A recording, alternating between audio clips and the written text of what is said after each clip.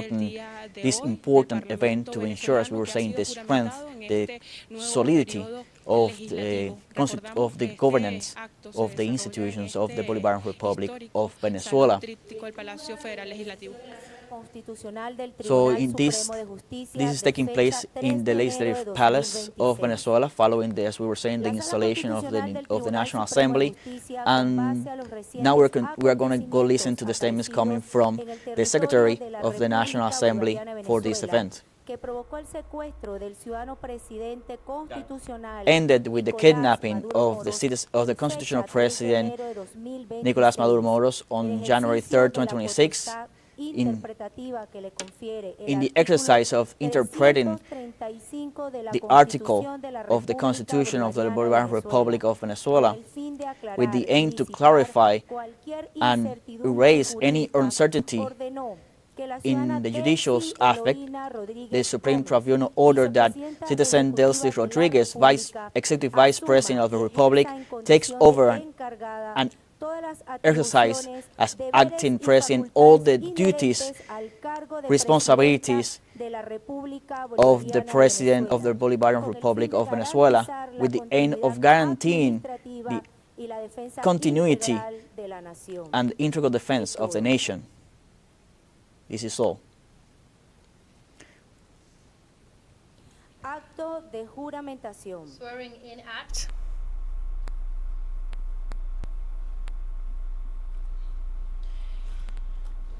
Este acto de juramentación que se desarrolla en el salón del tríptico del Palacio Federal We're seeing the swearing ceremony in one of the halls of the Legislative Palace. Dr. Jorge Rodriguez is going to proceed with the swearing ceremony. Take the oath of the acting president, Delcy Rodriguez. Ciudadana Citizen Delcy Eloína Rodríguez Gómez. Jura usted, Do you en el swear nombre de Dios in the name of God Todopoderoso, Almighty? jura por su honor, Do you swear on your honor? jura por el pueblo de Do you Venezuela swear que for the espera people ser of Venezuela conducido a un that expect to be camino de prosperidad led y to a grandeza? prosperous path and Jura por great el path? ejemplo de Do los you swear on the libertadores de example América, of the liberators of cumplir America y hacer cumplir to la abide by Constitución and de la enforce the República Constitution Bolivariana de of the Venezuela, Republic of Venezuela, cumplir y hacer to cumplir commit las to and leyes enforce y the laws reglamentos de la and República? elements of the Republic? Do you Cuidar swear con celo to take nuestro care territorio sagrado, of nuestro our mar territorial, sacred land, nuestros ríos y our nuestro cielo seas, sagrado? rivers, and Y sobre skies? todo, And above jura all, do you la swear búsqueda incansable de la on the prosperidad de nuestro pueblo, search lo jura for prosperity for our people? Do you swear?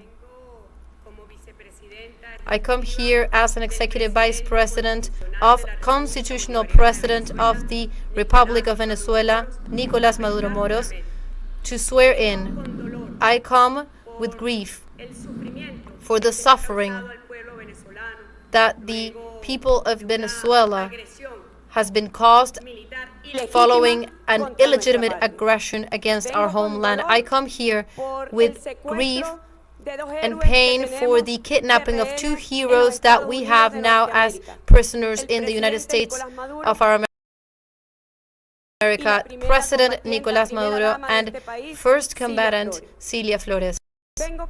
I come here with pain, but I need to say that I come here with honor as well, to swear in the name of all Venezuelans,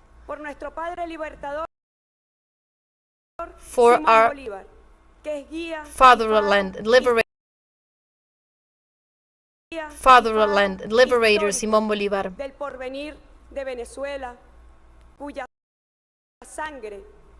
and the future of Venezuela, and his blood runs through the veins of all Venezuelans. I swear for Commander Hugo Chávez, who gave the life to millions of Venezuelans, who recovered the dignity as citizens of those Venezuelans.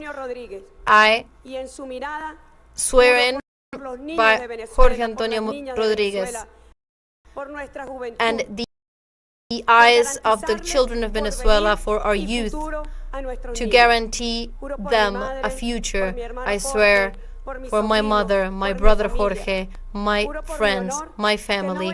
I swear on my honor, I will not rest, not my arm and not my soul, until I see Venezuela in the destiny that belongs to it, in that historical honor that corresponds to it as a sovereign and independent nation. I swear for the people of Venezuela not to rest a single minute in order to guarantee peace in the Republic, tranquility, spiritual tranquility for our people, economic and social tranquility for our people. And I swear on the basis of our fatherland and liberator in his discourse, in order to guarantee a government that guarantees happiness, security. I swear for Bolivar, I swear for our liberators, I swear for our heroes and our brothers and sisters that are joining us and that will join us as a single people from all political sectors of Venezuela, from all social sectors, economical sectors. We are one single country to push Venezuela forward in this terrible moments of threats against instability in the nation. I swear, if you did this, let God, the homeland, and our people reward you, and if not, let them demand it from you. You are now Delcy Rodriguez, acting President of the Republic of Venezuela. So this swearing-in ceremony by the President of the National Assembly, Jorge Rodriguez, swearing in acting President Delcy Rodriguez, fulfilling what is established in the laws after the criminal attack of the U.S. on early Saturday. And the Chinese government reaffirmed its firm stance against the United States attack on Venezuela, condemns the kidnapping of President Nicolás Maduro, and demands his immediate release, calling on the international community to protect world peace and stability. From Beijing, our correspondent Bruno Falci brings us more details. Greetings, comrades of teleSUR. I'm here in Beijing now to inform you that the government of China has reaffirmed his firm stance against the invasion and bombing of Venezuela by the United States. In coordinated action between the President Xi Jinping, his Foreign Minister Wang Yi, and the spokesperson Li Jian, they have strengthening their support for the Bolivarian Revolution and the President Nicolás Maduro, who has been kidnapped by the United States. China has stated that the United States' action constitutes a clear violation of international law and Venezuela's sovereignty. Beijing emphasized the need for the international community to act to protect the world peace and stability. Let's hear now the words of the Chinese Foreign Ministry spokesperson. China has expressed its position regarding the kidnapping of Venezuelan President Maduro and his wife by the United States. China expresses serious concerns over the U.S. actions to abduct President Maduro and his wife and transfer them out of the country. These actions by the U.S. clearly violate international law and the basic norms of international relations, and contravene the purposes and principles of the United Nations Charter. China calls on the United States to ensure the personal safety of President Maduro and his wife, to immediately release them, to stop undermining Venezuela's government, and to resolve issues through legal and diplomatic negotiations. Beijing has made it clear that any international conflict must be resolved through diplomacy. President Xi Jinping, in recent statement, has warned against unilateral acts of hegemony that threaten international peace and reaffirmed the importance of multilateralism and respect for the development paths chosen by each nation. China continues to work with the international community to protect Venezuelan sovereignty and support the President Maduro. emphasizing the defense of international law and world peace. From here, from the capital of China, we return with you in the studios in La Habana, Cuba. In this context, the representative of Venezuela, Samuel Moncada, reaffirmed that the United States is moving forward with a violation of international law and the right to sovereignty of peoples. Venezuela appears before this Council today from a deep conviction that international peace can only be sustained if international law is respected, without deceptions, without double standards, and without selective interpretations.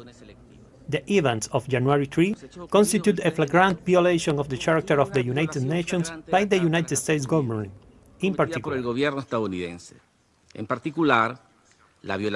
violation of the principle of equality of states, the violation of the absolute prohibition of the use of threats or force against the territorial integrity or political independence of any state, as enshrined in Article 2, Number 4 of the Charter, and the violation of the duty to resolve disputes by peaceful means. These acts also seriously violate the Geneva Conventions and their protocol, as indiscriminate attacks have been carried out against the civilian population and civilian targets. International human rights law has also been violated, particularly the right to life, personal integrity, and security. Also on Monday, the United Nations Security Council held an emergency meeting requested by Venezuela following the attack perpetrated by U.S. military forces against the sovereignty of the Bolivarian territory on January 3rd, and also the kidnapping of President Nicolás Maduro Moros and the first combatant Cilia Flores. At the Security Council meeting, representatives of the international community denounced the United States' illegal actions as a direct threat to world peace and security. In this scenario, several countries have condemned the military operation against Venezuela and described it as a blatant use of force that violates the regulations established by international law. The United Nations meeting took place against a backdrop of international protest demanding the release of President Nicolás Maduro and first combatant Cilia Flores, as well as an end to the escalation of interferential aggressions that the U.S. government has sustained against the Latin American and Caribbean region.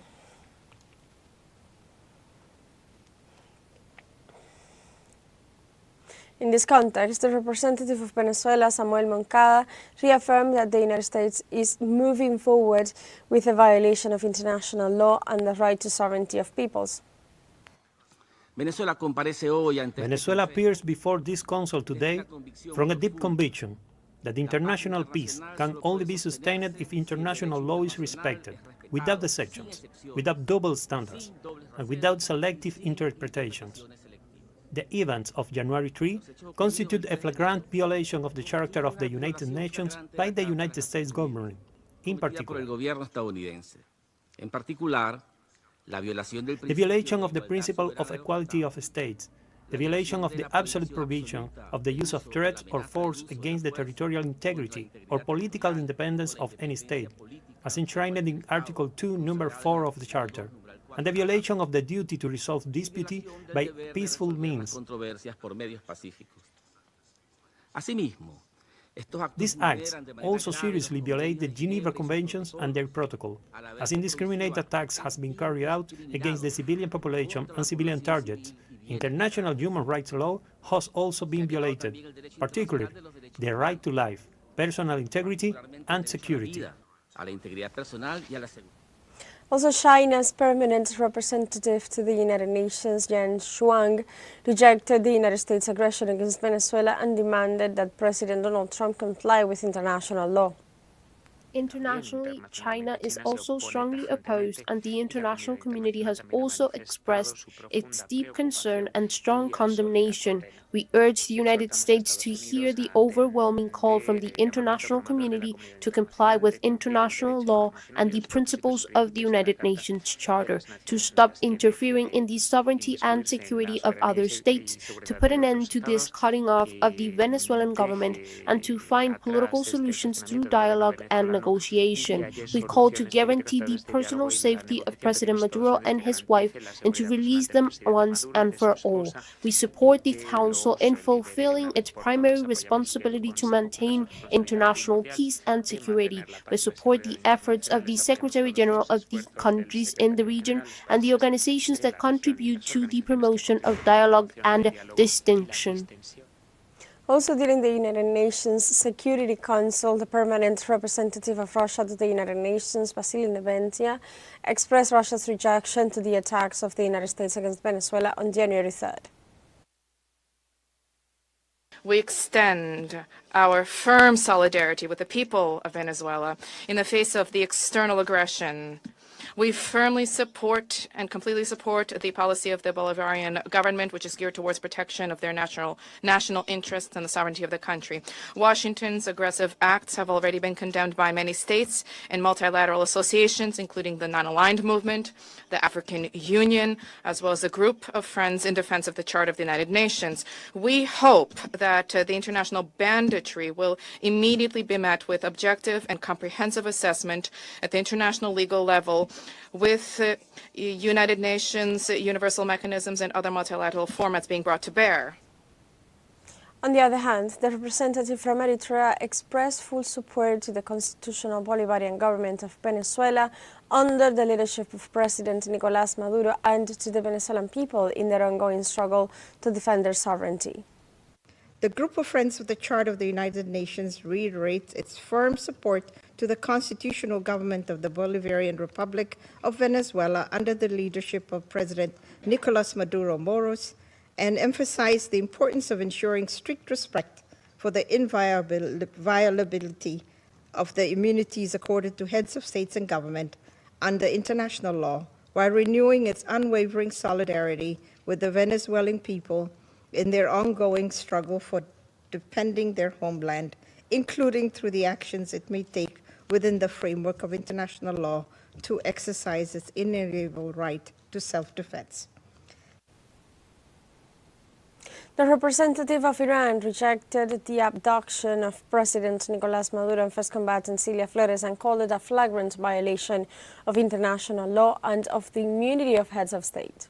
The abduction of democratically elected president and the first lady of the Bolivarian Republic of Venezuela by the United States constitute a flagrant violation of customary international law, including the principles of the inviolability of the immunities accorded to the heads of a state and government under international law, and represent a grave assault on the sovereign equality of states.